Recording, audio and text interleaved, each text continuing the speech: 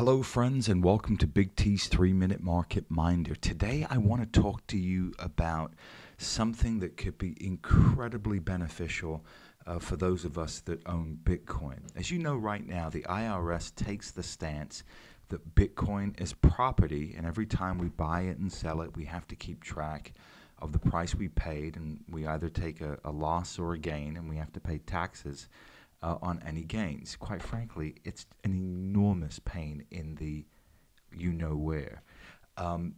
We have other countries, major countries like Japan, that are waking up to the power of Bitcoin and realizing, yes, it is a currency.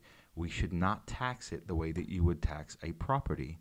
And they've changed their tax laws to account for Bitcoin being a currency. Australia just also announced the same set of rules before. Just like the IRS, you were taxed every time you moved it.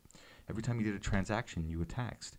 And Australia finally realized, hey, if we want to help this digital currencies grow and be a hub of digital currency innovation, we need to do something to foster that innovation. And so they now view it as currency and they don't tax it. So we have this huge problem here in the United States where we are trying to regulate this asset class while it's still in the crib. It hasn't formed. And you know, the beauty of Washington in the 90s was that they were smart enough to keep their hands off the internet and let it develop. And they waited till it became a multi-trillion-dollar industry, and then they started to regulate it, and then they started to tax it. You know, when there was actually something there to tax. Right now, Bitcoin and the entire cryptocurrency market, it's tiny, right? I know now it's moved up a lot. It's at $90 billion. It sounds like a lot, but relative to traditional asset classes like stocks, which are worth, you know, well over $50 trillion, 90 billion bucks isn't much. So the reason why I'm talking about this is that there is a hint that there might be a light at the end of the tunnel, and it's not an oncoming train. And this has to do with this announcement that congressional leaders are questioning the IRS. The IRS earlier last year came after Coinbase, which is the largest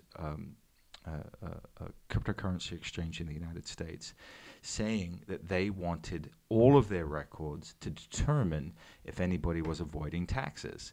And Coinbase is fighting it, and now these congressional leaders are coming up and they're saying, hey, you're asking for too much.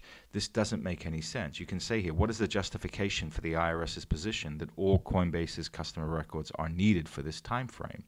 So this is great to see Congress standing up to the IRS and saying that this request for information is overly broad. And these are major, major politicians, right? Senator Orrin Hatch, Brady, and Buchanan.